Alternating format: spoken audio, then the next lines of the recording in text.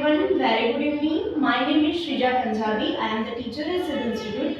She is my student Kruti. Hello Kruti, how are you? I'm fine, madam. Okay, nice to meet you here after a long time, and I hope you also happy to see me here, right? Right. Okay, who is your favorite cricketer, Kruti? My favorite cricketer is Virat Kohli. Okay, which is your favorite food? My favorite food is pizza. Okay. Any reason for that? Do you eat only junk food? Yes.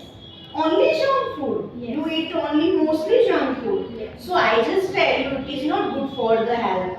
You also eat roti sabji, dal chawal and etc. We say home food things also you can eat, okay? Junk food is not good for the health. Okay, you also ask me some questions. What is your hobby? My hobbies are reading, writing, sketching, traveling, etc. And what is your passion?